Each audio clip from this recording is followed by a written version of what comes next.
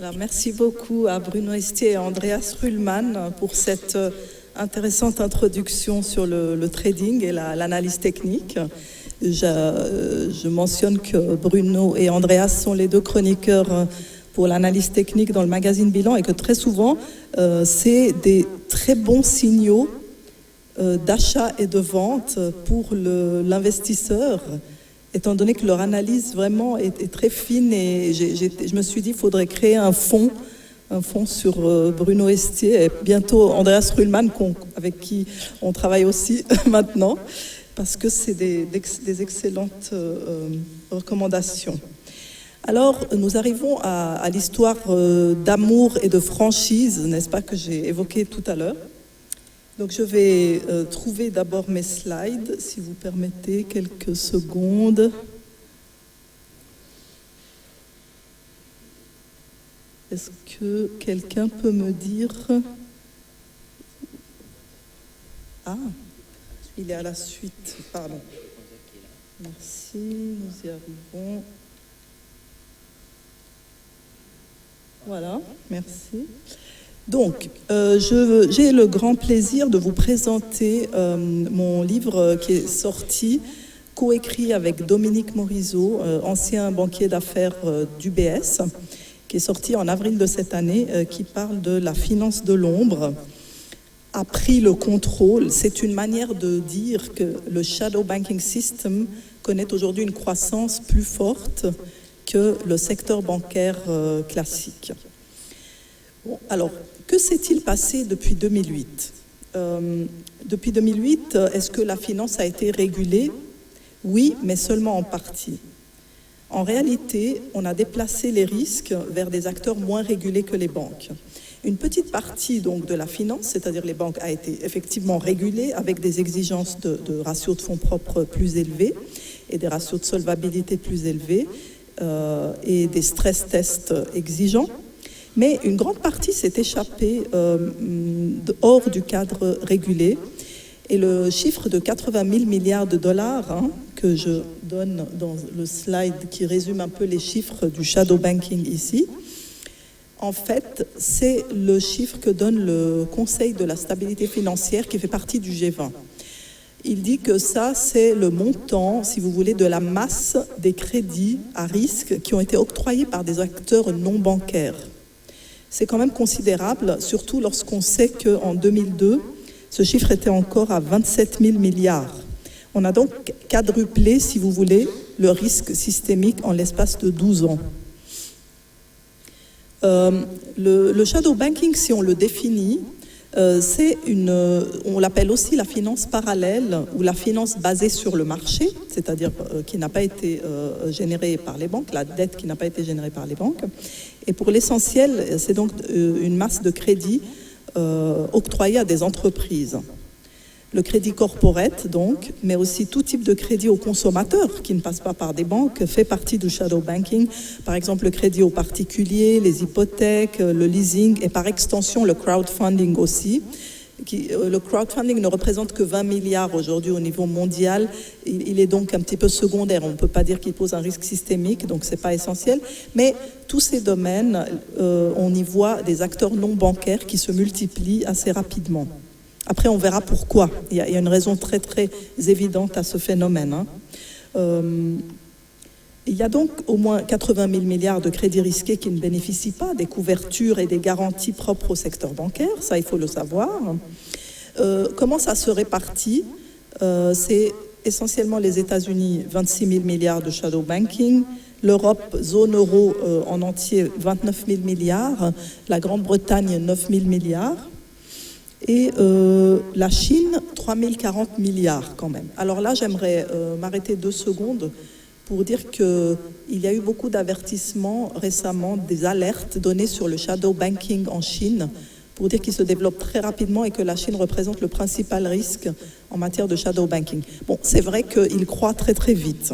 D'ailleurs, je pense que la baisse du yuan s'explique en partie par ça, alors même que le yuan vient d'être intégré au panier du FMI, des droits de tirage spéciaux du FMI. Mais la Chine fait toujours peur à cause de ça. Maintenant que vous voyez les chiffres, c'est-à-dire que En réalité, la Chine ne représente que 5% des actifs du shadow banking mondial. Je pense que ces peurs sont un petit peu exagérées parce que ce n'est pas là que les risques systémiques se concentrent, c'est plutôt du côté des marchés Europe et États-Unis. Les acteurs maintenant du shadow banking, qui sont-ils? Bon, grâce à eux, une part croissante de la dette des entreprises échappe aux règles bancaires et ces acteurs, on trouve parmi eux des broker-dealers, des prêteurs de titres, des securities lenders, il y a aussi des gérants de fonds, des asset managers qui sont liés au marché de la finance de l'ombre.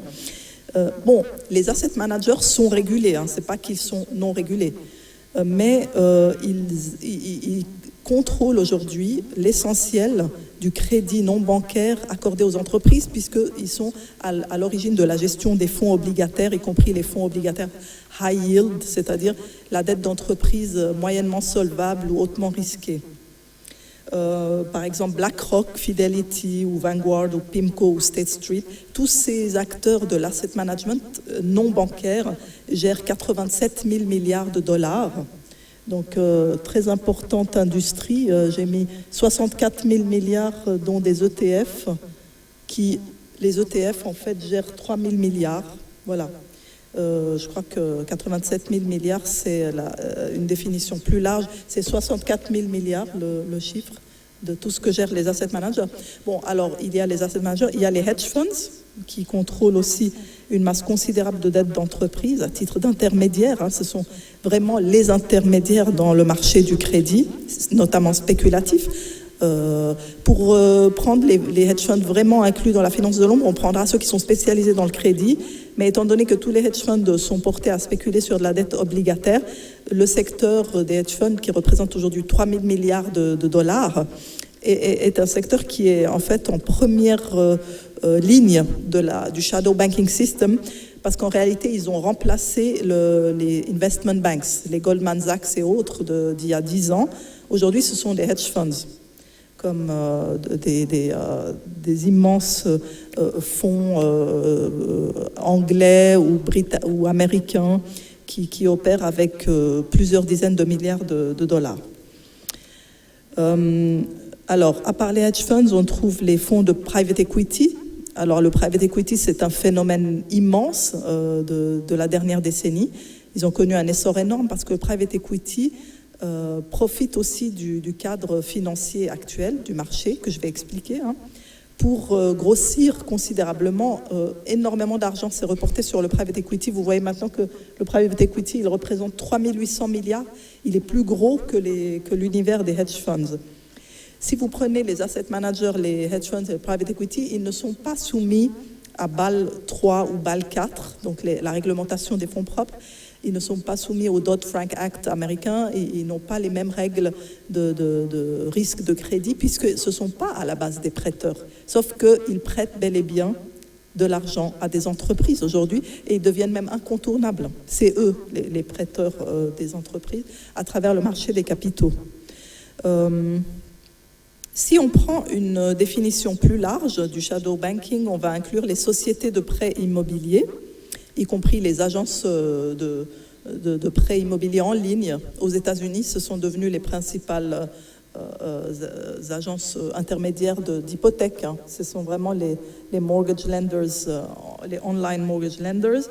Ensuite, on a aussi, mais ça c'est une définition élargie, comme je l'ai dit, les caisses de pension, notamment les caisses de pension canadiennes, c'est impressionnant. Elles viennent s'implanter à New York et commencent à devenir prêteurs aux entreprises. Et puis on a des fonds immobiliers qui utilisent du levier, on a des compagnies d'assurance. Hein. Bon, il faut aussi là dire que les compagnies d'assurance sont sujettes à une réglementation très stricte, comme Solvency, qui équivaut à la réglementation bancaire, sauf qu'elle n'est pas appropriée pour le fait d'octroyer du crédit à des entreprises à la base. Hein. Elle concerne d'autres types de risques. J'ai parlé des fonds immobiliers, très importants. BlackRock est aujourd'hui aussi très présent dans l'immobilier. Il est le premier propriétaire immobilier aux États-Unis, alors que c'est un asset manager.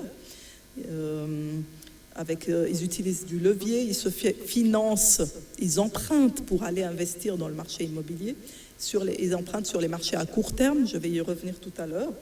Et donc, tout cet univers d'acteurs non bancaires ont énormément contribué à enfler la bulle de crédit que les entreprises prennent depuis maintenant 8-9 ans. Il faut aussi parler des fonds du marché monétaire et des véhicules qui émettent de la dette à court terme, qui sont un petit peu des instruments pour se financer. Alors, d'un côté, vous avez les gros fonds, les asset managers, etc. Et de l'autre, vous avez les véhicules pour se financer à court terme. Alors, moi, je suis un gros fonds. Je vais aller emprunter à court terme et ensuite, je vais utiliser l'argent que j'ai emprunté pour créer des produits de dette. Je vais aller investir dans de la dette corporate d'entreprise. Ensuite, je vais en faire un titre qui comprend plusieurs différentes dettes. Et ça devient un paquet de dettes que je vais vendre comme étant liquide, alors qu'en réalité, il comprend des dettes d'entreprises risquées et donc potentiellement illiquides. Donc, ça vous rappelle peut-être quelque chose, éventuellement, qui ne date pas d'il y a très longtemps, 2006-2007, les subprimes. Bref, la titrisation n'a pas que des désavantages, hein. Il faut le dire que c'est une invention très importante pour répartir sur énormément d'investisseurs des actifs qui, à la base, restaient sur les bilans des banques ou des fonds. Maintenant, vous pouvez les vendre très largement, sauf que ce que vous vendez, est-ce que c'est vraiment ce qui est la réalité? Si vous vendez un paquet de dettes d'entreprise, ça s'appelle les CLOs, les Credit Loan Obligations. Bon, ça aujourd'hui, ça pose potentiellement problème. C'est insuffisamment réglementé, insuffisamment provisionné. Si je suis une banque qui amasse des CLO sur son bilan, eh ben, je prends un risque considérable sur ces produits parce que le jour où le marché connaît un stress, je ne peux pas m'en débarrasser facilement. Donc, vous voyez maintenant qu'il y a beaucoup d'intermédiaires sur le marché, des acteurs non bancaires. Vous voyez aussi que le marché se complexifie et vous voyez aussi que la dette d'entreprise est le big game of the moment, c'est vraiment le big game of the decade. C'est vraiment l'actif roi de la dernière décennie. On va de nouveau revenir sur pourquoi la dette aux entreprises est devenue si importante. Voilà. Donc, les fonds qui se financent sur les marchés à court terme, comme je l'ai dit, et qui prêtent aux entreprises sont au centre de ce qu'on appelle le risque systémique. Pourtant, on le sait, tous les financements à court terme peuvent s'assécher en une seconde s'il y a un stress sur les marchés. Donc moi, si je suis un véhicule qui emprunte à court terme et qui prête à long terme, tout d'un coup, je peux me retrouver complètement coincé entre mes emprunts et mes investissements. Alors, il faut aussi dire que la croissance du shadow banking a dépassé en 2014 celle du secteur bancaire. Aujourd'hui, le shadow banking représente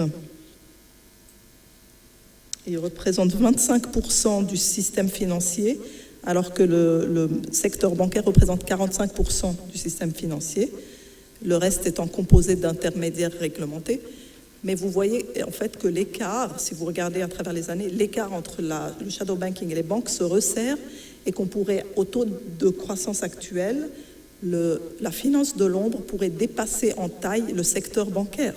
Pourquoi? Parce que tout incite à aller jouer dans le domaine de la finance de l'ombre.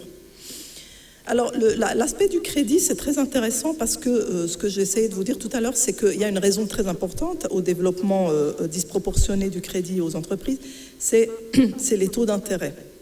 Les taux d'intérêt sont actuellement très très bas, donc ça crée une incitation forte d'emprunter tout ce qu'on investit. Donc l'essentiel de ce qui s'investit à la bourse, dans les obligations, dans les dérivés, c'est de l'argent emprunté à très très bon marché, puisque c'est de l'argent quasiment gratuit, donc pourquoi je ne l'emprunte pas très bas et je l'investis à un rendement plus élevé. Donc ce qu'on a aujourd'hui, c'est un marché où vous vivez en plein dans l'arbitrage de taux d'intérêt classique que vous pouvez amplifier avec de l'effet de levier. D'accord ? Et aujourd'hui, dans le fond, ce que je constate, c'est que tout le monde devient banque. Par exemple, Andreas Ruhlmann décide qu'il va devenir une banque. Alors il se dit, tiens, je vais emprunter de l'argent à bon marché. Bon, Pour les particuliers, je précise que ce n'est pas aussi facile d'emprunter à 0%. Hein. C'est donc une institution qui est autorisée par la bourse à être un négociant et elle va emprunter à bon marché et puis elle va prêter à un taux plus élevé. Par extension, on a envie de se dire que chacun de nous, dans un contexte de taux zéro, pourrait faire la même chose. Vous devenez banque, vous vous dites je vais emprunter bas, prêter haut, faire une marge au milieu et l'empocher. Donc ça, c'est un petit peu si on a compris ça, on a compris le shadow banking, ce que c'est. D'accord ? Dans les hypothèques, c'est le même phénomène que pour le crédit aux entreprises. Comme la réglementation a contraint les banques à réduire leur volume d'hypothèques pour des raisons prudentielles, le secteur des hypothèques s'est échappé en dehors aussi, comme le crédit d'entreprise. Donc on estime que plus de 40% des hypothèques se contractent aux États-Unis au travers d'instituts non bancaires. Si vous tapez Quicken Loans, c'est un site de mortgage lender américain, il va vous dire on est le premier mortgage lender aujourd'hui aux États-Unis. C'est assez phénoménal. Le marché a été quelque part disrupté, mais là, ce n'est pas pour des raisons technologiques, c'est pour des raisons de taux d'intérêt, donc de conditions cadres qui ont été mises en place depuis 8 ans maintenant. Le marché à court terme, alors, comme je vous l'ai dit, c'est l'autre côté du financement. C'est que tous ces intermédiaires, donc, ils vont emprunter dessus. Et là, je pense principalement au marché du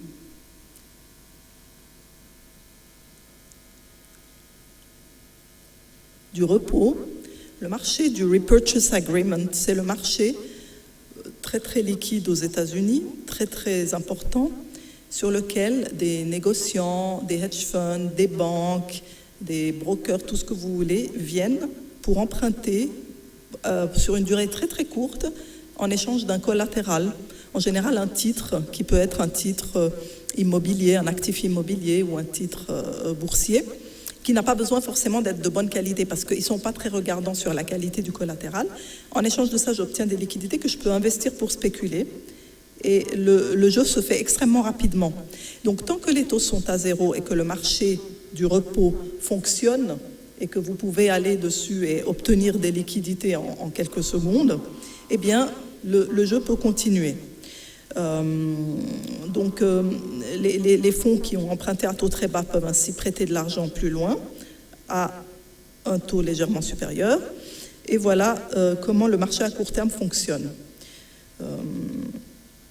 Dès lors, une grande partie des transactions spéculatives reposent sur des mécanismes de financement fragiles au jour le jour qui peuvent être déstabilisés très vite en cas de hausse des taux d'intérêt. De nouveau, on revient toujours aux taux d'intérêt. Ils sont centraux dans cette affaire. Du coup, quels sont les risques ? Parce que j'en ai parlé à un gérant de hedge fund qui, quand je lui disais ça, il me disait « so what ?» Alors je trouve que le raisonnement « so what » et alors est très utile. Parce que, effectivement, et alors, puisque ça fonctionne, en quoi ça me gêne moi, je viens enquiquiner et dire que ça, c'est pas bien, c'est risqué. Ça fonctionne, non ? Ça fonctionne depuis des années en plus. Eh bien, so what ? D'accord, moi je réponds. C'est vrai qu'aujourd'hui, ça fonctionne, mais il est évident que trop de dettes à court terme financent trop d'actifs à long terme aujourd'hui, et que cette partie moins visible du marché spéculatif, du crédit, c'est un peu la bombe qui peut un jour exploser. Hein. Et ce n'est pas la seule, parce que dans le livre, il est aussi question des dérivés et d'autres pratiques. Mais en gros, si vous voulez, sur le marché à court terme, vos deux risques, c'est les risques de collatéral. Votre collatéral que vous avez déposé peut se détériorer rapidement. Et votre risque de contrepartie. Si votre contrepartie qui vous a prêté cette liquidité à très court terme a un souci, eh ben vous avez aussi un souci. Donc il y a un risque de contagion et de conductivité des risques qui est hallucinant. Voilà. Ça, tout le monde le sait. Hein. En plus, moi, j'invente rien parce que tout ça a été vu, vécu, étudié, analysé, décortiqué en 2007-2008. Donc on est là que pour dire, voilà, attention, la configuration est similaire et les risques sont donc similaires, voire même plus grands parce que les proportions sont plus grandes aujourd'hui. Comme je vous l'ai dit, donc le shadow banking représente 25% de tout le système financier, contre 45% pour les banques, mais l'écart se réduit d'année en année. Les banques, ayant vu qu'on leur a demandé des contraintes réglementaires très importantes, elles ont un petit peu délaissé le marché du crédit. En fait, elles en ont un peu fait cadeau aux hedge funds, aux private equity, à toutes les sociétés financières qui voulaient s'emparer de ce marché parce qu'elles peuvent le faire avec beaucoup moins de contraintes. Alors donc, ça s'est échappé de cette manière, ce qui fait que on voit aujourd'hui, et le rapport du shadow banking de novembre 2016 sort dans un mois, donc on va être fixé sur les chiffres du shadow banking en 2016. Je pense qu'on va quand même voir grossir encore la part du shadow banking sur le marché du crédit. C'est évident parce que c'est logique. Qu'est-ce que vous pensez que le crédit aux entreprises aux États-Unis représente en termes d'acteurs non bancaires et d'acteurs bancaires? Les pourcentages, je veux dire. Est-ce que c'est les banques qui prêtent aux entreprises aux États-Unis ou est-ce que c'est les acteurs non bancaires? Et quelle part ont chacun, à votre avis? Les acteurs non bancaires, ils représentent quoi dans les prêts aux entreprises aux États-Unis? Quelqu'un a une idée? Un chiffre? Pardon? Pas mal, bravo. On n'est pas loin, c'est plus que ça. C'est les 3/4, c'est 75% du crédit aux entreprises qui est fait par des acteurs non bancaires. Et seulement 25%, ouais, c'est ça, je vérifie encore, mais c'est bien, 25% qui est fait par des banques. Donc, les gérants de fonds, les hedge funds, les sociétés de leasing, les groupes d'assurance et tout ce que vous voulez ont vraiment capté le marché du crédit. Est-ce que la situation est similaire en Europe? Non, pas encore. Mais elle est en voie de le devenir, parce qu'en Europe, les 2/3 du crédit sont encore octroyés par les banques aujourd'hui, mais c'est juste une question de temps, parce que les régulations se calquant sur le marché américain, on va arriver à des régimes similaires où les acteurs non bancaires vont prendre le marché du crédit parce que ça évolue rapidement. Il y a plein d'indices qui sont analysés dans le livre qui montrent qu'on va converger avec les USA, peut-être lentement mais sûrement, avec l'arrivée sur le marché du crédit de plus d'acteurs qui concurrencent les banques. Bon, la finance de l'ombre, c'est aussi ce qu'on appelle les dark pools. Qui c'est qui a déjà entendu parler des dark pools? Vous pouvez lever la main. Oui, quand même, un bon tiers de la salle, bon, très bien. Bon, bah, les dark pools, là, c'est pas ce qui est chiffré dans les 80 000 milliards, mais moi, j'ai aussi inclus les pratiques et les marchés qui sont opaques. Et là, typiquement, on a un marché qui est tout à fait opaque, aussi en forte croissance. Donc, les dark pools, ce sont les bassins noirs, si on veut. Ce sont les transactions boursières qui se font hors des bourses régulées, hors du New York Stock Exchange, du Deutsche Börse, de London Stock Exchange, pour se faire sur des marchés de gré à gré, qu'on appelle évidemment les dark pools. Pour faire simple, c'est une plateforme de négociation alternative, privée, non réglementée, sur laquelle les transactions sont anonymes et ne sont enregistrées nulle part, et ce, jusqu'à ce que les ordres soient exécutés. Par exemple, si je veux acheter 1 million d'actions Apple et que cet ordre est affiché, s'il est rendu public, eh bien, il y a d'autres acteurs qui peuvent aller plus vite que moi et acheter des actions Apple parce qu'ils ont vu qu'il y a un acheteur. S'ils achètent avant moi, ça fait monter le prix et moi, tout ça, je le perds sur mon potentiel haussier. Typiquement, un trader à haute fréquence peut venir me court-circuiter et aller avant moi. Mais moi, comme j'ai déjà placé l'ordre, il va se faire et je vais me retrouver propriétaire d'actions Apple à des prix déjà plus hauts. Donc, le trader à haute fréquence va me causer une moins-value dans mon achat. Alors, ce que visent les dark pools, en réalité, c'est qu'ils offrent aux clients institutionnels la possibilité d'acquérir des titres sans que personne ne le sache, ne sache qu'ils sont acheteurs, et sans que ça influence les prix surtout. Par extrapolation, on peut avoir une imagination débridée par rapport à cette possibilité et se dire que cette opacité peut permettre de faire vraiment n'importe quoi. Par exemple, la Fed veut se décharger d'actifs toxiques sans qu'on le voie et sans que ça fasse s'effondrer tout le marché.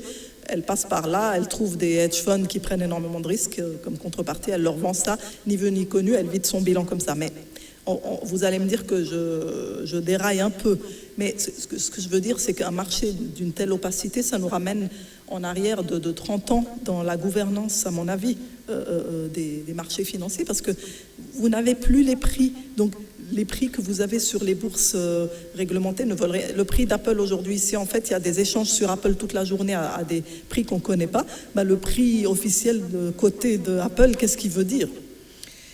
Et effectivement, il y a une étude du CFA Institute qui dit que une fois que plus de 50% des transactions boursières auront basculé sur les dark pools, eh bien le mécanisme de formation des cours des titres cotés en bourse sera compromis. Alors, où est-ce qu'on en est avec justement la taille des dark pools? Moi, j'ai vu que si on estime tous les titres, actions, obligations, dérivés qui sont actuellement traités hors bourse officielle, la part des dark pools a connu une croissance phénoménale selon une enquête de Reuters du 6 avril 2014 que je n'ai pas pu confirmer, mais qui dit que sur l'ensemble des transactions sur actions qui passent aux États-Unis, 40% du nombre total des ordres seraient hors bourse officielle, 40% de dark pool. Mais ça, moi, je conseille d'être prudent par rapport à ces chiffres parce que c'est très élevé. Donc, je vais vous montrer d'autres chiffres qui viennent de Bloomberg. Pardon, je me perds un peu dans mes slides parce que je ne les ai pas mis dans l'ordre. Alors, aux États-Unis, la part des dark pools serait autour des 17-18%. C'est quand même pas mal, hein, un cinquième du marché qui est traité hors marché officiel. C'est quand même impressionnant. Le trading qui s'effectue sur des dark pools en Europe, on est plus bas là. On est arrivé à 7%, on est autour des 6%, mais je n'ai pas les chiffres de 2016, il faudrait les trouver. Et ça, c'est que pour Barclays, Crédit Suisse, Deutsche Bank et Société Générale. C'est pour une sélection. Oui, monsieur ?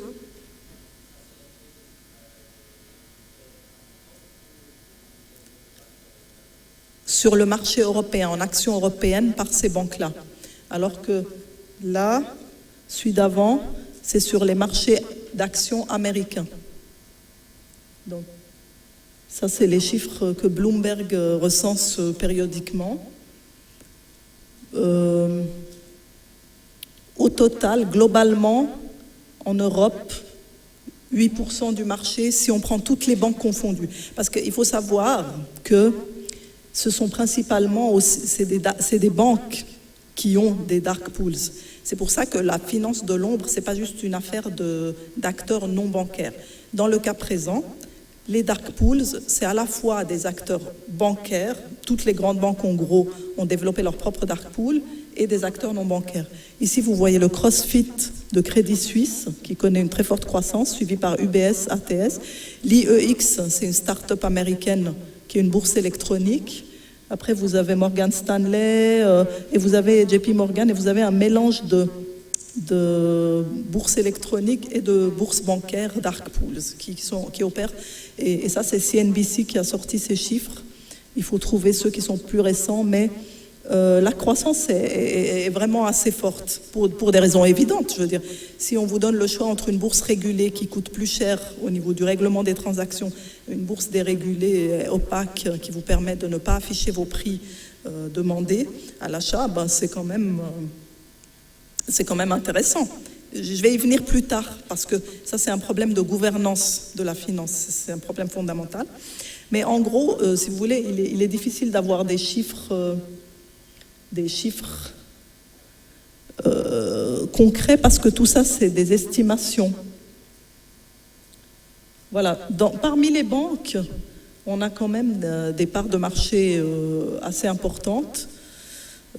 Chaque banque a connu quelques déboires avec ces dark pools, parce que les régulateurs les surveillent quand même. Il ne faut pas croire qu'ils ne les surveillent pas du tout, mais en gros, ils les laissent opérer jusqu'à ce qu'il y ait un problème ou quelque chose, ou un client porte plainte ou quelque chose ne va pas. Voilà.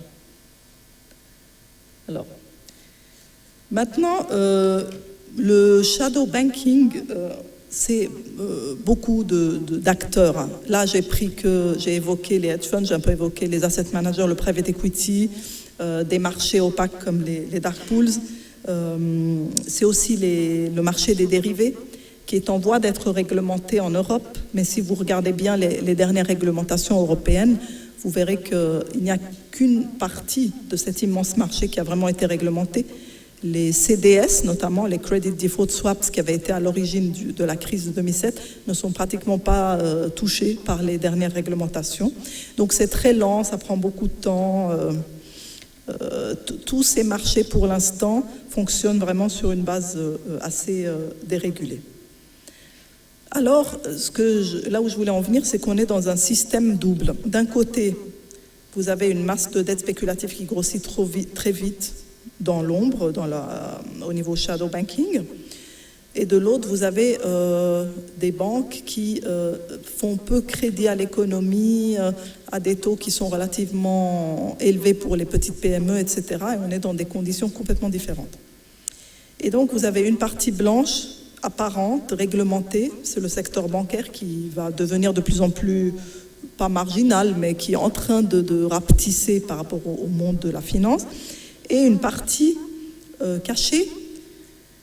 Et en fait, le secteur bancaire est censé provisionner adéquatement sur son bilan, mais il ne peut pas provisionner pour ces risques, parce que tous les risques que le secteur bancaire il a, qui sont hors bilan, qui sont interconnectés, qui sont liés à des contreparties, eh bien, ils appartiennent au monde de la finance de l'ombre. Donc, les banques, elles sont très réglementées et restreintes dans leurs activités, mais elles ont des tentacules dans la finance de l'ombre qui fait qu'elles peuvent tout à fait se faire recevoir les chocs spéculatifs de chute ou de crise qui arrivent de là.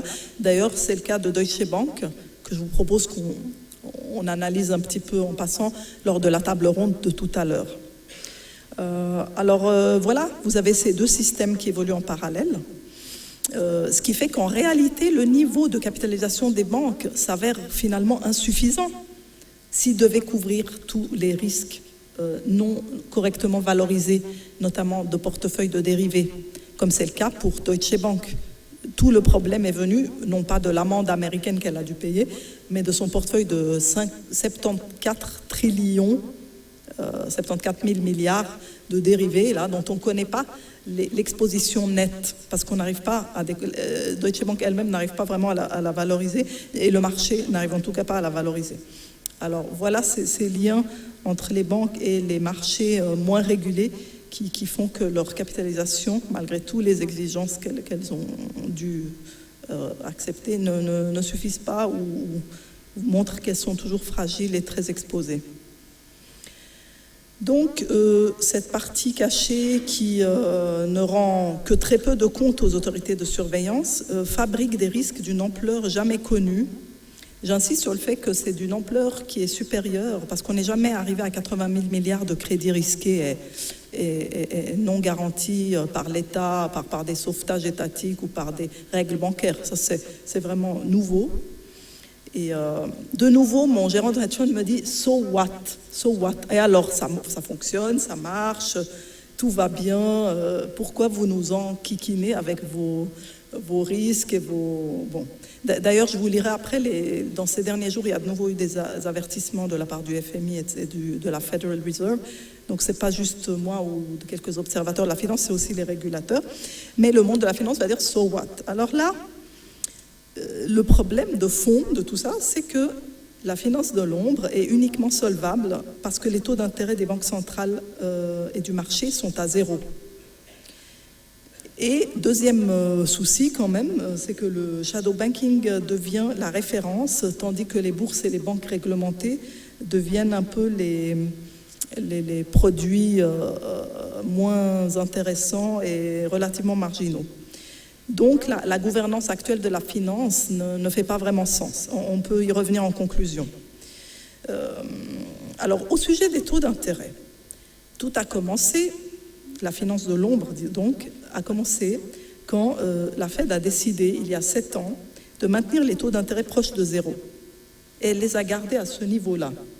Alors je vais vous montrer ce graphique que vous avez déjà entreaperçu Où est-ce que je l'ai? Pardon. Oh là là. Alors, désolé pour tout ça. Oh non, on va revenir en arrière. Petit zoom avant, zoom arrière, là, pardon. Alors, voilà. Voilà. Alors, l'évolution du taux de la Fed ressemble à une très longue...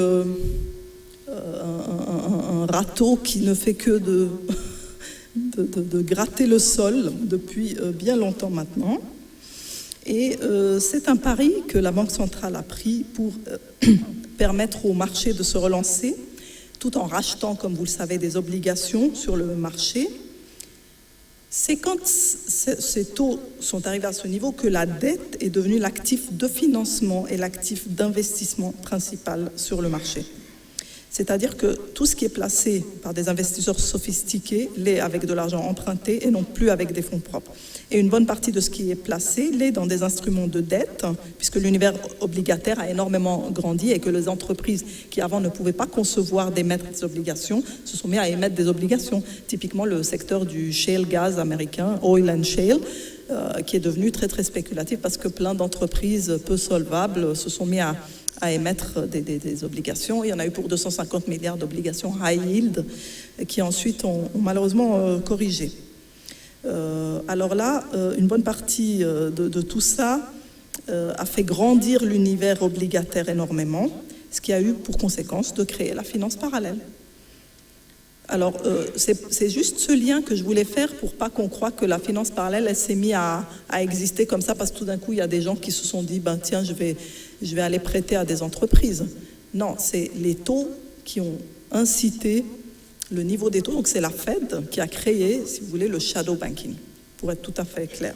Voilà. C'est un peu le prix que la Fed a accepté de payer pour relancer les indices, pour relancer le marché. Résultat, on a vu quadrupler la taille du shadow banking depuis 2002. Et alors, aujourd'hui, qu'est-ce qui se passe? Aujourd'hui, le crack n'a pas lieu tant que les taux sont à zéro. Alors, on est plusieurs contrariants qui ont parlé de risque de crack à partir de 2012. Il n'a pas eu lieu. 2013, il n'a pas eu lieu. 2014, il n'a pas eu lieu. Maintenant, il n'a jamais lieu. Pourquoi? Pourquoi? Et on se réjouit, hein, on va pas pleurer parce qu'il n'a pas lieu, mais on doit expliquer pourquoi il n'a pas lieu. Il n'a pas lieu pour une très mauvaise raison, c'est que les taux sont toujours à des niveaux complètement irréalistes et artificiels de 0%.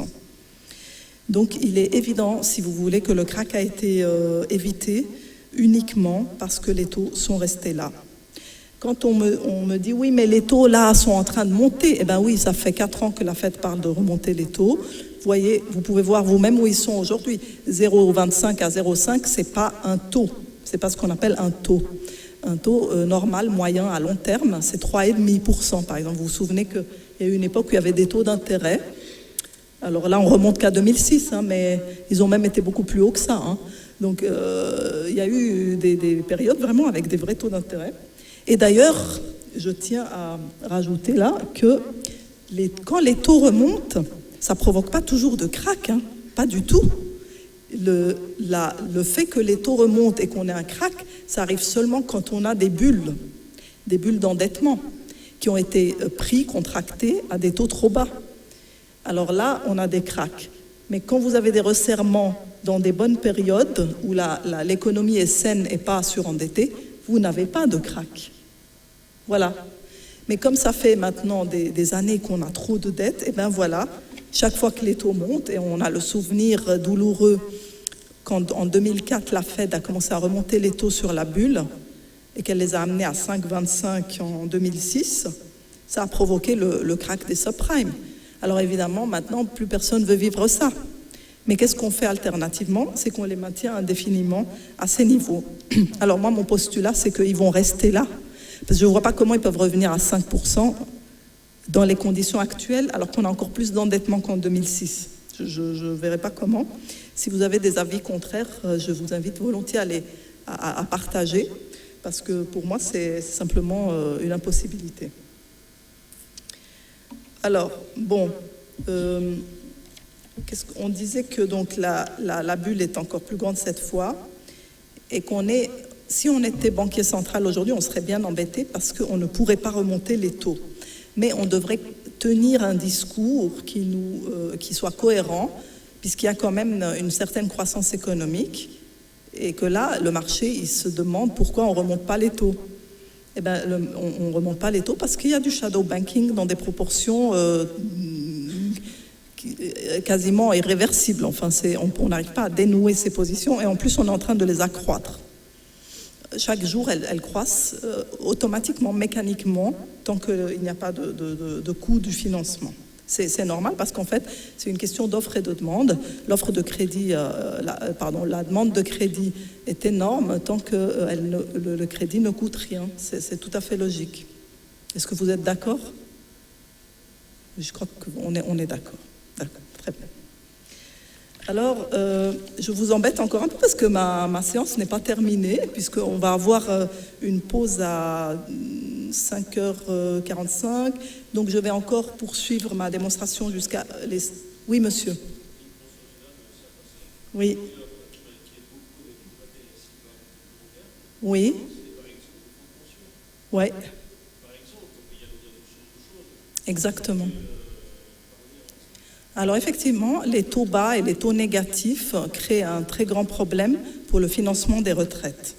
Donc la question qui se pose, comme vous le dites, c'est cet énorme coût pour les épargnants et pour les retraités et que les caisses de pension ne peuvent pas résoudre, parce que pour le résoudre, il faudrait qu'elles prennent beaucoup de risques pour obtenir le rendement qui leur est nécessaire. Ce coût-là, est-ce que les banques centrales, en fait, elles ont décidé de le supporter, de faire supporter l'économie ce coût, plutôt que de faire supporter à l'économie le coût d'une hausse des taux? C'est ça le trade-off que les banques centrales ont, et la Banque nationale suisse, c'est la même chose. Elle a aujourd'hui des taux négatifs, ça coûte beaucoup à l'économie, et la question que j'ai d'ailleurs posée à la Banque centrale, c'est: vous avez décidé que les taux négatifs allaient prélever tout ça sur l'économie, l'épargne, les pensions. Vous pensez que c'est vraiment des coûts inférieurs à ce qu'ils auraient été si vous aviez laissé la politique monétaire plus libre et sans intervenir et sans mettre les taux négatifs? Et ils ont dit oui. Nous, on pense que les caisses de pension vont souffrir, l'épargne va souffrir, mais que c'est moins grave que si on relevait les taux. Et c'est encore plus vrai aux États-Unis, parce qu'aux États-Unis, on parle bien d'un krach systémique à 80 000 milliards, enfin, c'est ça le potentiel, quoi. Ça, c'est la taille du risque, au lieu d'avoir des épargnants qui sont un peu contrariés par des taux négatifs, mais qui ne sont pas encore descendus dans les rues pour faire la révolution, si vous voulez. Donc c'est bien ça le trade-off. Alors merci de l'avoir évoqué. Je mentionne que le directeur de la Banque cantonale de Zurich, Martin Scholl, a lancé hier dans la Handelszeitung un avertissement sur les effets secondaires de la politique des taux négatifs, justement. Il a dit que ça encourage le shadow banking, et il dit que les caisses de pension accordent de manière accrue des crédits hypothécaires. Et ça, on est dans le shadow banking. Donc en Suisse aussi, on voit des cas de shadow banking, et ces pratiques hors de la branche bancaire très réglementée inquiètent le patron de la Zürcher Kantonalbank, pour des raisons évidentes. C'est que vous allez avoir tous ces intermédiaires maintenant qui vont s'engouffrer dans un secteur qu'ils estiment lucratif, puisqu'ils peuvent faire de l'arbitrage de taux d'intérêt. Le 7 octobre, là, il y a une semaine, le US Government, la Federal Reserve a dit que le gouvernement américain n'avait pas les outils pour attaquer les problèmes du shadow banking. C'est Stanley Fischer qui a dit ça. Il est vice-chairman de la Fed, et il a dit que le shadow banking commence à devenir un vrai défi pour les régulateurs parce qu'ils ont très peu d'informations dessus.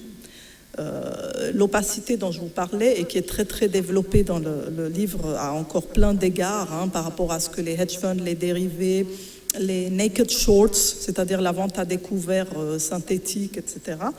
Il n'y a pas beaucoup d'informations. Vous seriez surpris par le peu d'informations que les régulateurs ont là-dessus et le peu de contrôle qu'ils ont sur la partie qui est finalement l'essentiel du système financier. Et donc, là aussi, on a cette réaction.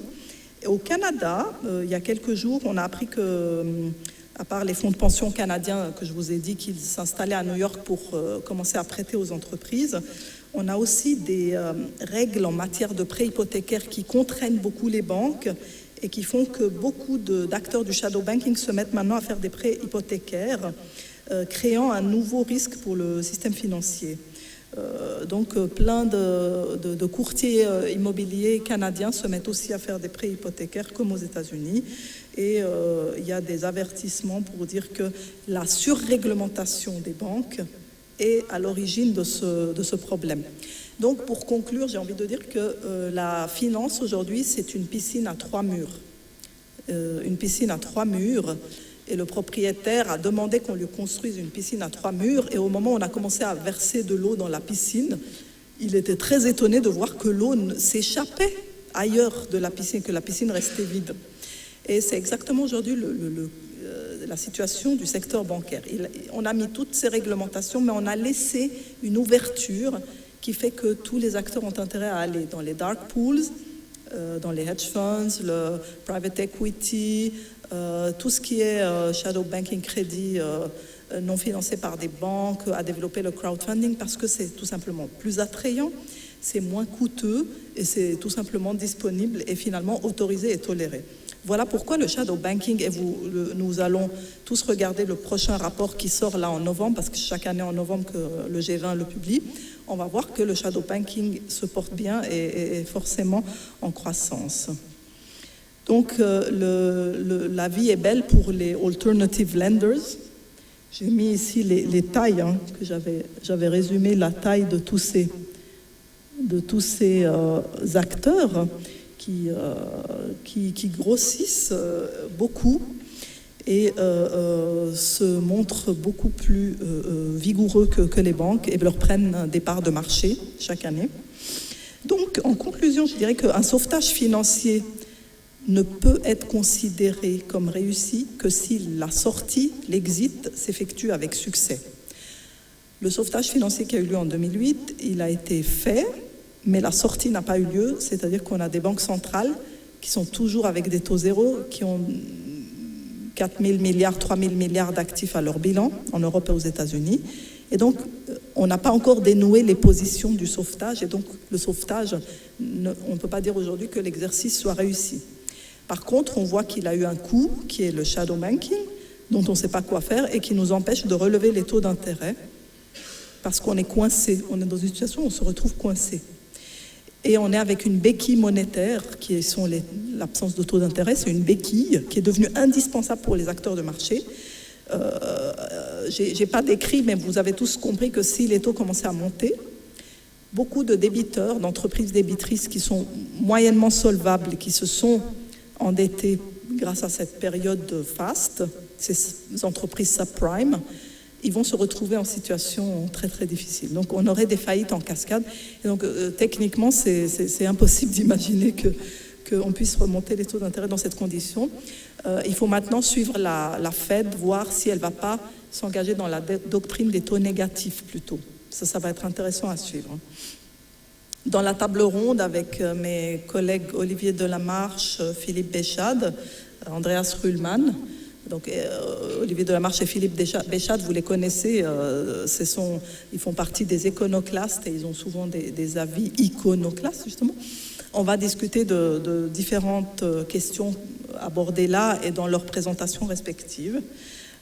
Et pour l'instant, je veux bien avoir vos questions dans le quart d'heure qui suit et qui précède la pause café qu'on aura bien méritée. Alors, qui a des questions, s'il vous plaît, ou des remarques? On en a 3.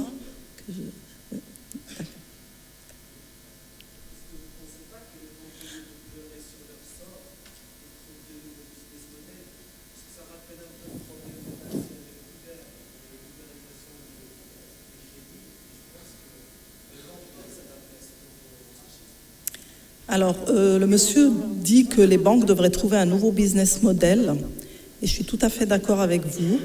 Je pense que les banques, certaines d'entre elles, envisagent déjà de se profiler comme prestataires technologiques ou conseillers en crédit, mais pas prêteurs en réalité, pas lender, mais conseillers en crédit. Si la market-based finance devait se généraliser, Voilà le rôle que les banques peuvent amener. C'est un rôle vraiment de conseil, d'accompagnement, d'évaluation des risques, mais aussi comme fournisseur technologique. Et c'est pour ça que certains se développent dans la fintech, dans la blockchain, dans le trading en ligne, etc. Mais alors, le lending, il faut peut-être faire le deuil de cette activité. Je pense que c'est un scénario envisageable, absolument. Oui, monsieur. Oui, vous pouvez lui donner. Merci. Oui. En fait, si j'ai bien compris, vous avez dit qu'avec cette situation, avec les intérêts des central banks, on ne peut pas faire quelque chose, on ne peut pas monter les intérêts. Si on ne monte pas les intérêts, on continue le shadow banking grandir, année après année après année. Alors c'est un vicious circle que ça, à un certain moment, ça va éclater. Peut-être dans une année, 10 ans, je ne sais pas, ça va éclater. Oui. Alors, quelle est la solution pour vous? Vous avez dit, si j'ai bien compris à la fin, negative interest rates. Et comment ça peut résoudre ça, les negative interest rates? Alors justement, les negative interest rates, ils vont encore accélérer la tendance du shadow banking, puisque je suis payé pour m'endetter, on me paye pour m'endetter, donc je vais accélérer encore, ça va devenir un moyen pour moi de... Il y a même des entreprises qui n'ont peut-être plus envie de développer leur business, elles vont juste s'endetter pour toucher des revenus. Donc c'est une incitation très négative pour l'ensemble de l'économie, pour moi aussi en tant que particulier, parce que pour acheter une voiture, je devrais décider si je veux acheter une voiture aujourd'hui et obtenir $1000, ou acheter une voiture dans 5 ans et ne pas avoir les $1000. Donc on a complètement inversé le paradigme avec les taux négatifs, on a créé des inefficiences et la bulle elle va gonfler très vite. Et donc c'est vraiment très périlleux et je pense que là les banques centrales ont vraiment loupé une source de risque essentielle. Et donc on ne peut pas continuer sur la voie des taux négatifs. C'est pas raisonnable les taux négatifs. On ne peut pas dire que c'est du sans risque. Les taux négatifs évidemment c'est un risque important qui s'est substitué à des actifs auparavant sans risque qui étaient les obligations gouvernementale.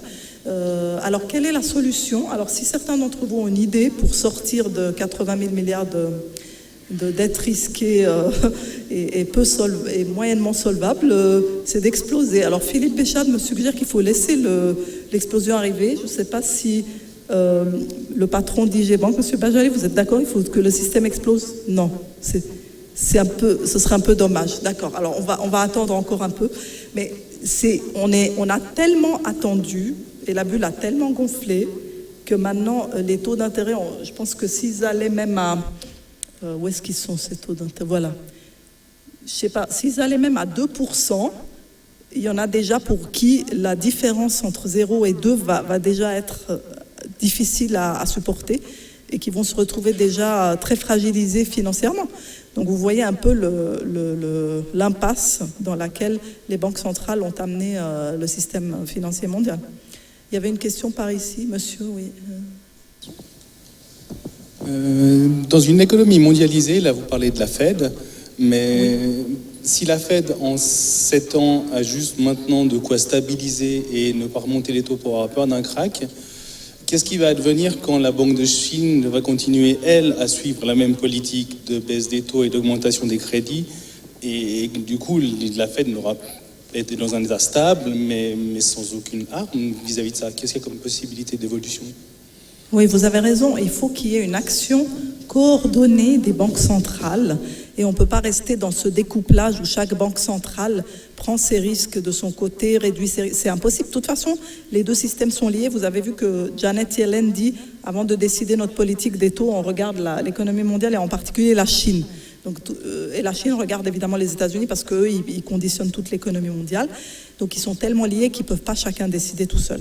Mais j'ai envie d'ajouter pour la Chine, moi je plaide dans le bilan que vous avez là qui circule, qu'on est dans la fin des monnaies fortes, mais que la seule monnaie qui peut se renforcer aujourd'hui, qui réunit les conditions pour être une monnaie forte, c'est le yuan chinois. Ça ne va pas plaire à beaucoup de gens qui sont très anti-Chine pour des raisons réelles. Hein. Le shadow banking, là-bas, 3 000 milliards, c'est pas rien. Mais la Chine a 3 600 milliards de dollars de réserves. Et c'est le seul pays qui est dans cette situation. S'ils veulent vraiment renflouer leur système financier, je pense que c'est les seuls qui en ont les moyens. Par ailleurs, on ne connaît pas les réserves d'or de la Chine parce qu'elle ne les publie pas, mais on pense qu'elles sont relativement élevées auprès de sa banque centrale. Donc les réserves plus l'or, ça permet quand même de voir venir, même si bizarrement, ils choisissent de prendre des risques énormes et de soutenir des entreprises et des banques qui ne devraient pas être soutenues. Ils ont les moyens de laisser tomber quelques institutions, en réalité. C'est un problème aussi de gestion trop interventionniste. Partout, la gestion est devenue très interventionniste et les marchés un peu trop administrés, ce qui est vraiment très dommageable. Il y avait... Ah oui, au fond, s'il vous plaît. Oui, mais paradoxalement à ce que vous venez de dire, le yuan chinois n'a pas arrêté d'évaluer ces derniers temps. C'est vrai. En fait, il y a des accords avec les États-Unis d'évaluer le yuan, parce qu'il y a des pressions très importantes où les États-Unis ont encore récemment menacé la Chine de ne plus la qualifier de trading partner si elle continuait à laisser s'apprécier sa monnaie. Donc la Chine, elle a une double pression. Elle doit laisser s'apprécier sa monnaie. Et puis en même temps, elle-même, elle veut quand même aller contre les exigences américaines. Parce que vous vous souvenez que les accords de Plaza avec le Japon, c'était ça. C'est qu'ils ont demandé d'apprécier le yen. Le Japon avait accepté et le Japon a cessé de devenir une puissance économique. Aujourd'hui, on demande à la Chine d'apprécier sa monnaie. Et la Chine, elle ne veut pas aller dans ce sens. Elle veut rester quand même, parce qu'elle n'a pas encore fait la transition vers le marché intérieur. Elle est toujours une puissance exportatrice et on est toujours dans une guerre des monnaies. Et on n'est vraiment plus du tout dans la logique des monnaies fortes aujourd'hui, ça c'est vrai. Mais il y a l'autre tendance qui est l'inclusion du yuan dans le panier des droits de tirage spéciaux du FMI, qui fait qu'il y a une demande automatique des banques centrales émergentes pour acheter du yuan. Donc là, on va aller même vers une appréciation, mais c'est une perspective à 10 ans. Moi, quand je parle du yuan comme monnaie forte, je parle dans 10 ans. Je ne parle pas des 2 derniers jours, ce qu'on a vu sur le yuan. Là, c'est qui va être la monnaie forte dans 10 ans, sachant la situation actuelle. Voilà. C'est monsieur devant, s'il vous plaît.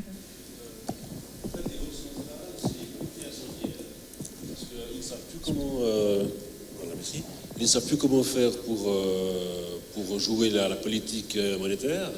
Alors d'un côté, on voit les indices boursiers monter parce que en fait, les entreprises empruntent à des taux très très bas, à zéro, pour acheter leurs propres actions, qui font monter les indices, monter leurs cours. Oui. Les chefs d'entreprise, ils gagnent leur bonus avec ça. Oui. Et puis, à côté de ça, les gens, les analystes techniques, excusez-moi monsieur, je ne vais pas vous attaquer personnellement, mais... Et ils sont deux analystes techniques. Les analystes techniques, je vais me cacher, vous disent que tout va bien, puis que ça monte, et puis à acheter. Ben oui, ils vous montrent des opportunités à plus court terme, mais il y a toujours des opportunités. C'est artificiel. C'est artificiel parce que quand on voit les indices comme le BDI, par exemple, les échanges internationaux, ben c'est en baisse depuis des mois et puis ça ne remonte pas. Alors voilà, c'est ça. Tout est factice. Le Baltic Dry Index, qui est un peu l'indice des frais maritimes et des cargaisons de matières premières à travers le monde, montre qu'on est vraiment dans une forte baisse de la demande, une dépression de la demande qui est en contradiction avec la montée des indices, le retour de tous les indices actions à la hausse, le Nasdaq aussi qui est reparti après avoir fortement corrigé.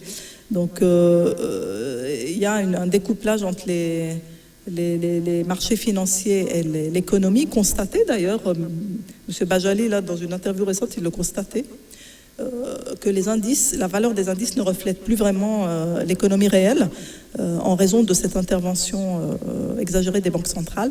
L'ancien président de la Banque nationale suisse, Jean-Pierre Roth, a écrit une chronique récemment pour dire que les banques centrales se sont substituées au gouvernement pour essayer de trouver des solutions, alors que c'était les gouvernements qui devaient s'occuper de relance et de croissance. Et les banques centrales sont sorties largement de leur sphère de compétences et d'intervention en allant beaucoup trop loin avec les instruments monétaires. Et je crois malheureusement, on peut voir aujourd'hui les prémices de problèmes futurs, oui, tout à fait. Au milieu. Et devant, il y a monsieur devant après aussi, merci. Oui.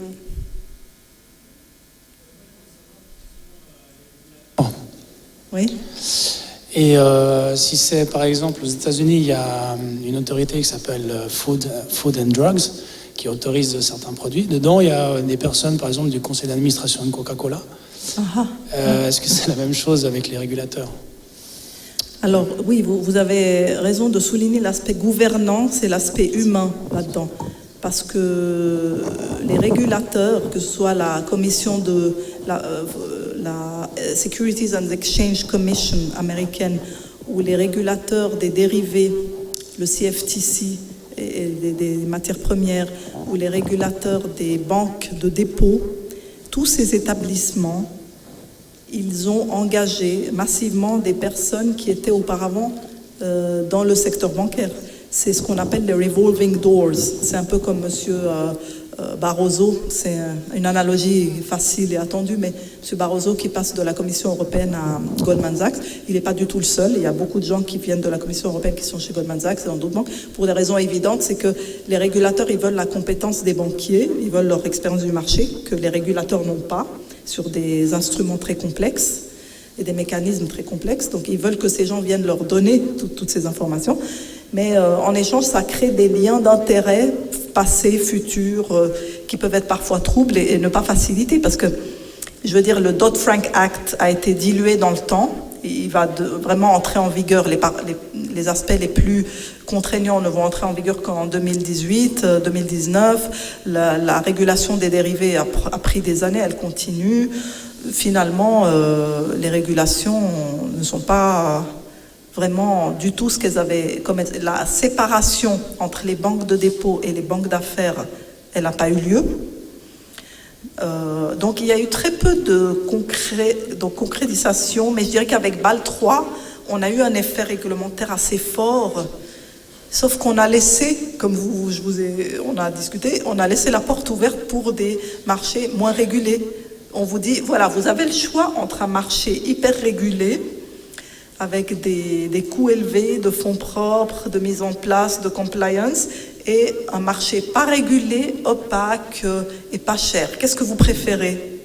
C'est vraiment ce qui est proposé aujourd'hui. Donc évidemment que, a priori, 100% des gens ils préfèrent le shadow banking, et ça a été voulu comme ça. Alors, pour faire des choix pareils, c'est qu'on ne veut pas vraiment aller jusqu'au bout. Il y a des notions de revolving doors, il y a des notions de lobbying qui sont à l'œuvre et qui sont très importantes, évidemment. Donc, moi, je me suis souvent exprimée dans des conférences sur la gouvernance de la finance, qui fait que si à un moment la finance atteint des niveaux de force de frappe de lobbying qui est trop élevé, aucune loi gouvernementale ne peut à terme passer la rampe. Par contre, quand il y a des crises monumentales et majeures, dans ces moments, il y a des périodes, des fenêtres d'opportunités pour revoir un peu le système, la gouvernance, etc. Bon, celle de la fenêtre de 2008, apparemment, n'a pas été utilisée. Mais encore une fois, aujourd'hui, tout tient, l'expérimentation continue, tant que les taux sont à zéro.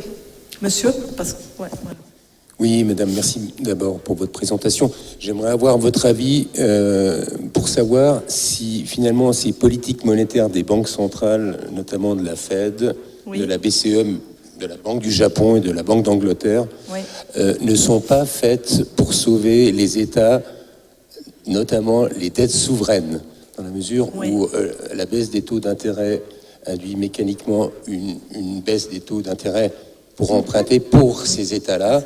Et en même temps, ces mêmes banques centrales rachètent la dette souveraine. Voilà.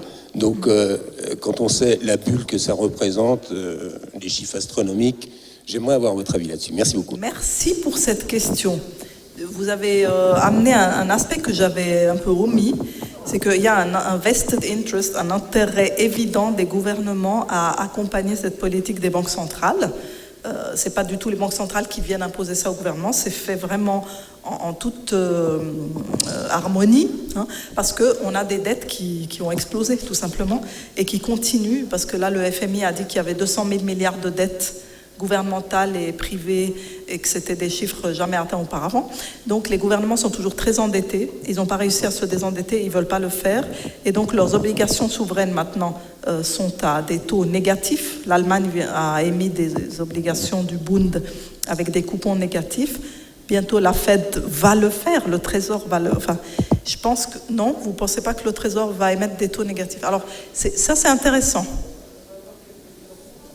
Ça dépend peut-être du président, Mais j'ai l'impression que la Fed, elle opère maintenant sur ses propres préceptes, hein, mais c'est aussi parce que personne veut un crack, etc. Mais je veux dire, si la dette gouvernementale peut être financée gratuitement et même avec des taux négatifs, vous imaginez l'avantage pour les gouvernements. Ça, c'est évident, mais ça veut aussi dire malheureusement que les gouvernements n'ont aucune incitation à rembourser. Et maintenant, on est dans la doctrine « debt doesn't matter ». Donc, debt doesn't matter, c'est le précepte du moment. Ça veut dire que c'est pas prévu de rembourser. C'est vrai. Alors, la longueur de la période des taux négatifs est sujette à débat, mais on peut supposer que ça va être relativement long. Monsieur. Oui, bonjour. Bonjour. On a parlé des taux d'intérêt. Oui. On a vu aussi qu'il y avait le quantitative easing pour les aider à poursuivre dans cette voie. Oui. Et on n'a pas parlé d'hélicoptère-monnaie. De l'hélicoptère. Ouais. Tout à fait. Pour distribuer de l'argent directement aux populations, en tout cas au secteur privé. Oui, absolument. Et du coup, je voulais savoir à peu près Alors, ce que vous pensiez là-dessus. Oui. Si c'est la prochaine et dernière étape ou si on n'arrivera pas jusque-là, quoi. Alors, je pense que vous faites bien de le mentionner parce que maintenant, vous savez que la théorie de l'hélicoptère était une théorie, je crois, de Milton Friedman, très fantaisiste et hypothétique et une image vraiment très imagée et lointaine que personne n'a jamais envisagée. Et qu'aujourd'hui, au sein de la Banque centrale européenne notamment, et de la Banque du Japon, il est sérieusement question d'argent hélicoptère, c'est-à-dire de clairement donner à la population de l'argent à dépenser, quoi, par différentes manières, aux entreprises en partie. En fait, ce que j'ai compris, c'est que pour les particuliers, la dette hélicoptère n'est pas encore, l'argent hélicoptère n'est pas encore imaginé, mais pour les entreprises, on veut encore endetter les entreprises en leur permettant d'accéder encore plus facilement à du crédit gratuit. En fait, c'est ça pratiquement l'argent. C'est pas qu'on va aller avec des liasses de billets les distribuer aux entreprises ou aux particuliers, mais c'est que les entreprises vont pouvoir accéder à de l'argent vraiment gratuit pour investir, pour dépenser. Et là, à mon avis, la matérialisation qu'on voit déjà, c'est que je crois le groupe allemand Henkel et le groupe français Sanofi ont émis des obligations négatives, oui, vous avez vu ça, et donc elles sont payées pour s'endetter. Alors ça, pour moi, ça, on est déjà là, on est dans l'argent hélicoptère, c'est une des modalités de l'argent hélicoptère, c'est que vous êtes payé, vous êtes une entreprise et vous êtes payé pour vous endetter, vous touchez de l'argent pour avoir obtenu du crédit. Enfin, c'est vrai que là, on va très loin. On va très loin dans les innovations dans le crédit. Hein. Et on peut déjà constater, à mon avis, que ça n'a pas vraiment contribué à relancer l'économie, parce que si vous êtes une banque ou une entreprise et vous recevez cet argent, c'est de la trésorerie que vous voudrez faire travailler peut-être autrement qu'en le prêtant à des PME. Les prêts aux PME, c'est quelque chose de contraignant, c'est compliqué, vous avez des frais de dossier. Même pour un prêt de 100 000 francs, vous devez consentir de la due diligence, des frais de dossier, des coûts supplémentaires. Et donc, les banques, elles n'ont pas envie. Et donc, le crédit aux PME, sauf erreur, il a un peu repris en Europe, mais il est faible, il a faiblement repris. Donc, on ne peut pas dire qu'il a décliné, mais il a faiblement repris. En Suisse, la dernière fois que j'ai regardé, là, il y a 2 mois, là, les crédits non gagés sont en chute, hein. C'est-à-dire que les banques ne prêtent pas aux PME, elles ne prêtent pas s'il n'y a pas de garantie, et ça c'est nouveau. Prêter sans garantie, avant c'était le crédit normal qu'on pouvait faire, maintenant elles ne prêtent pas sans garantie ou sans cautionnement, et quand elles prêtent avec cautionnement à des entreprises un peu petites ou fragiles, eh ben, elles leur facturent en tout cas 4,5 d'intérêt. Vous avez 4,5 d'intérêt pour une PME, et de l'autre côté, vous avez Sanofi et Henkel qui se financent à des taux négatifs. Vous imaginez la différence, hein. Donc l'économie réelle, elle se finance à 4,5 aujourd'hui, même quand elle est cautionnée. Et de l'autre côté, il y a des groupes qui passent par les marchés des capitaux et qui se financent à des taux négatifs. Donc ça, cet écart aussi entre les PME et les grands groupes qui sont sur les marchés des capitaux, il n'a jamais été aussi grand. C'est intéressant, ça aussi. Monsieur, ici, s'il vous plaît. Puis ensuite, on prend la pause café, je crois, sinon je vais me faire gronder par mes collègues, parce qu'il faut qu'on prenne du café bien solide avant d'écouter Olivier Delamarche tout à l'heure, qui n'a pas voulu dire sur quoi porterait sa présentation. C'est un cachotier parce qu'il aime surprendre. Alors je sens qu'on va être secoué et surpris et j'ai hâte de... Oui. Alors je voulais simplement ajouter que c'est bien clair, Henkel et Sanofi utiliseront l'argent levé avec des taux négatifs pour acheter leurs propres actions en bourse. Ah oui, ben voilà, vous voyez qu'on est dans rien de productif parce qu'on a des mauvaises incitations, une mauvaise allocation des financements et des ressources. Il y avait une dernière question peut-être. Oui, monsieur, ici. Et ensuite, on va peut-être... Alors tout simplement, je vais peut-être revenir, on va être un peu plus terre à terre, je pense, sans négliger les risques qui sont évidents pour tous. Mais simplement, en tant qu'observateur, je me dis, bon, le monde a traversé des choses beaucoup plus graves. On a vu des chutes d'empire, on a vu des peuples acheter des baguettes de pain avec des boîtes de billets. Oui. Certes, il y a un risque, on se retrouve dans une de ces situations. Alors ma question, c'est, pensez-vous véritablement qu'on aura les capacités en tant qu'homme, après avoir relevé tous ces défis, de les relever? Parce qu'il y a certains risques, il y a une explosion qui, fondamentalement, va arriver. Il va falloir se relever, on l'a déjà fait. Mais en fait, le vrai problème, c'est que pour nous, aujourd'hui, quels sont véritablement, aujourd'hui, les moyens de faire face à ça? Parce que c'est ce qui fait plus peur dans l'affaire. Si on est là, qu'on s'effraie, c'est qu'on a peur de devoir faire face à ça. Mais comment on fait face à ça? Oui. Alors, merci. Si un krach survient, il y aura une redistribution des cartes fondamentales cette fois au niveau des centres financiers, de ceux qui vont être opérants à l'avenir, de ceux qui ont le plus de pouvoir et qui vont concentrer le plus de transactions, et d'autres centres financiers qui vont devoir peut-être beaucoup régresser, devoir mettre beaucoup de temps à se reconstruire et perdre énormément de parts de marché. C'est pour ça que les incumbents actuels ne veulent pas que le krach arrive, parce qu'il y aura une redistribution des cartes tellement majeure entre les différents acteurs bancaires, les différentes places boursières, les différentes juridictions, que ceux qui auront parié sur des places bancaires différentes ou qui auront pris les bons paris et misé sur les bons chevaux seront gagnants. Mais on n'est pas sûr, parce qu'aujourd'hui, on voit que les actuels leaders du système financier tiennent leur place. Ils tiennent leur place et sont prêts à aller avec des politiques très peu conventionnelles et ils sont prêts à innover de manière dramatique, vraiment. Ils peuvent aller très loin. Donc, on ne sait pas jusqu'à quand le système va tenir comme ça. S'il ne tient malgré tout pas, au bout de 5 ans, ou je ne sais pas, de 2 ans, où on n'a aucune idée de vraiment prévoir, la redistribution des cartes va se faire d'une manière difficile à prévoir et les plus malins et les plus aventuriers essayent de deviner maintenant comment. Certains vont dans le Bitcoin, mais le Bitcoin, il peut tout d'un coup être invalidé par certains gouvernements. Donc il y a un risque énorme qui fait que vous pouvez tout perdre d'un coup si vous avez été un aventurier du Far West qui est allé dans le Bitcoin maintenant.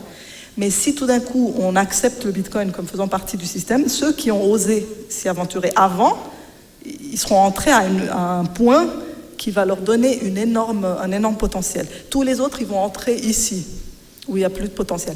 C'est pareil pour les places financières et les systèmes bancaires et financiers et réglementaires qui pourraient émerger de la prochaine crise, parce que si elle est vraiment très très douloureuse, on va voir cette répartition différente. Maintenant, moi, en tant que particulier, pour me protéger, moi, si vous me demandez, j'achète des Vrenli, parce que c'est des pièces d'or relativement faciles à échanger, des francs suisses, du cash, quoi, et de l'immobilier prime location. Et voilà. Et le reste, c'est peut-être un peu de métaux, argent, platine, enfin, des métaux qui, à long terme, ne perdent pas trop de valeur. Parce que je vais aller dans une autre doctrine que la doctrine des banques centrales, qui est une doctrine fondamentalement anti-or, qui dit que l'or n'est qu'un actif comme les autres, volatile, sans rendement. C'est une doctrine qui aujourd'hui domine, mais que moi, je ne vais pas partager. Si je pense que là, il y a des risques, je vais aller dans des choses solides qui ont, pendant des millénaires, eu une valeur de vrai gage. Voilà ce que je vais faire. Ça, alors, sur ce, j'aimerais vous remercier, parce qu'on aurait pu continuer encore longtemps la discussion. Et on va prendre une pause café avant d'écouter Olivier Delamarche, économiste, star de BFM TV et membre des Éconoclastes. À plus tard, merci beaucoup.